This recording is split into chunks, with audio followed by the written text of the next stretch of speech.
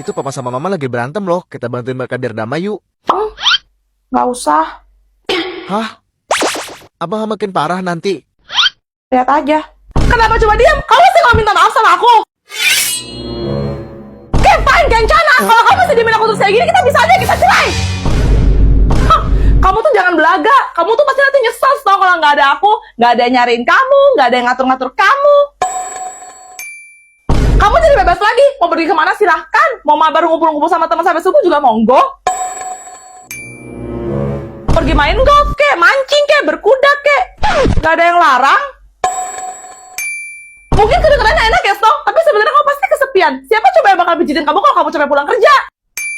Kan kamu bisa pergi ke spa, di sana kamu bisa me time, relax, nggak ada yang ganggu, nggak ada yang cerewet.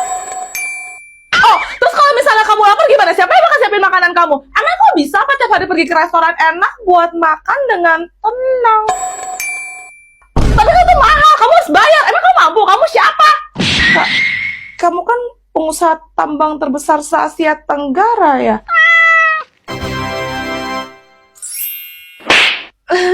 Sebenarnya tadi bukan masalah yang besar kan ya, Snow? Jangan dimasukin ke hati kamu ya, sayang. Kamu gak perlu minta maaf juga, aku udah gak marah lagi kok. Tadi aku cuma bercanda. Udah aku transfer tuh sekalian ke HR kamu. 7M! Makasih sayang, I love you!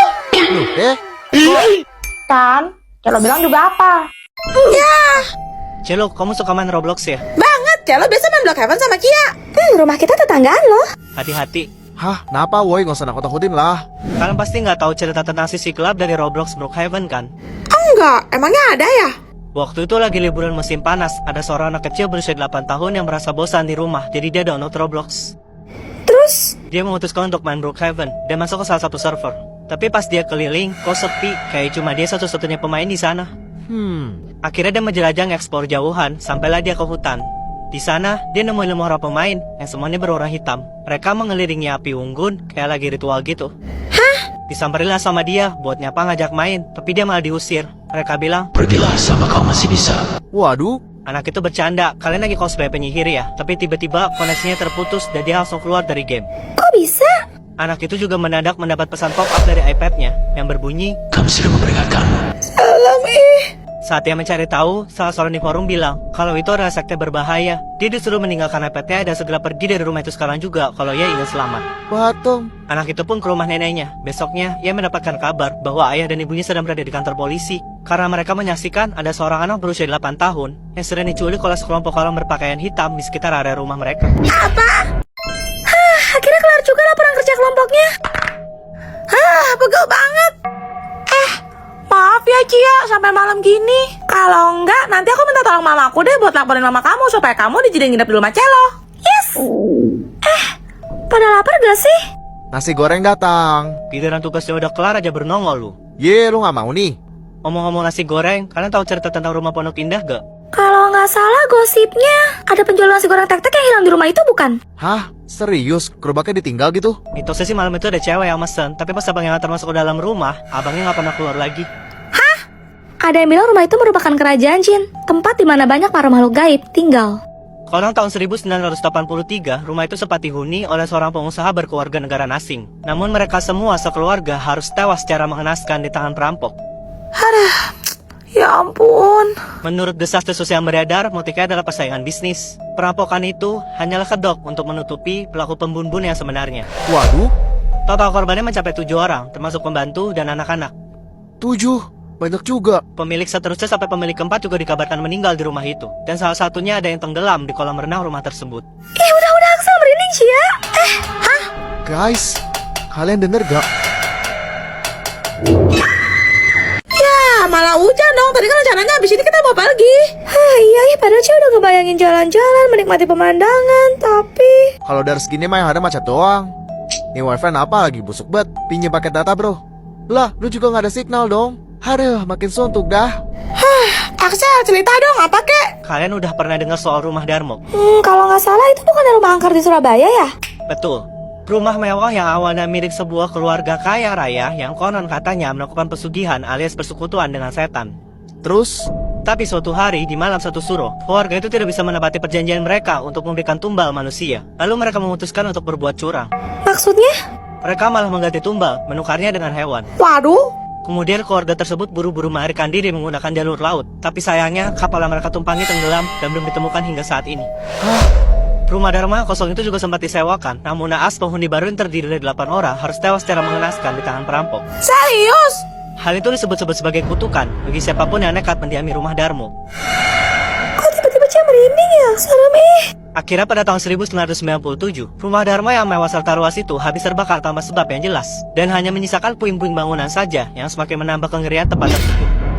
Katanya ketua OSIS lagi cari vokalis buat bandnya ya? Sayang dengarlah permintaanku, jangan ragukan cintaku. Sayang percayalah apa kataku, karena ku sayang kamu. Sayang dengarlah permintaanku, jaga hatimu untukku. Sayang dengarlah bisikan hatiku, karena ku sayang kamu. Aku juga sayang sama kamu.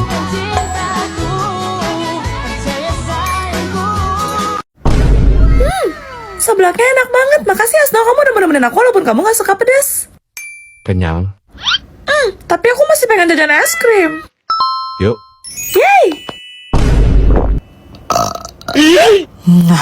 Kenyang. Mantep banget ini seblak level 99-nya. Dah buju, tuh mall pasti rasanya kayak neraka jahanam.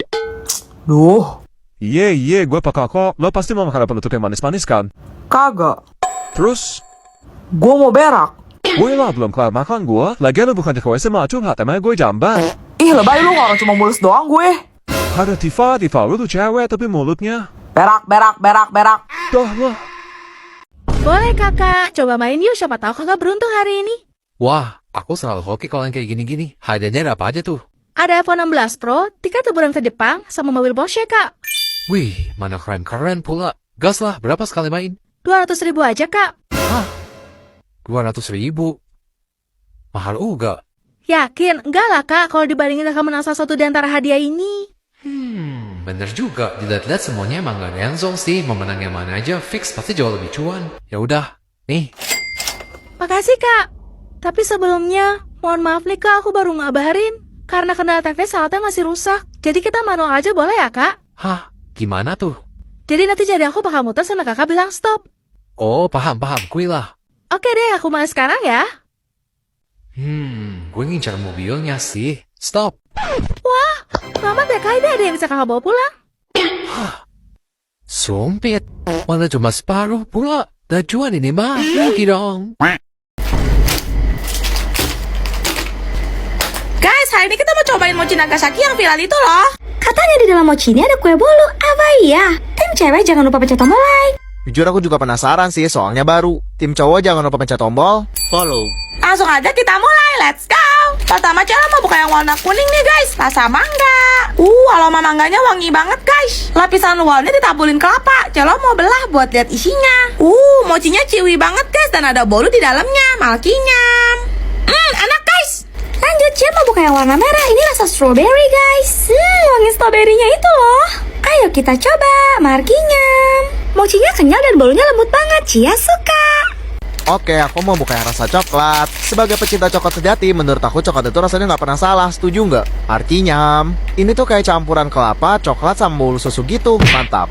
Terakhir aku mau buka yang warna ungu. Ini tuh rasa blueberry guys. Warna mochinya juga ungu ternyata. Di bagian tengahnya ada kue bolu, markinyam. Teksturnya unik dan rasa blueberry-nya lebih ke arah permen. Kalian Pilih. Yang mana? Komen.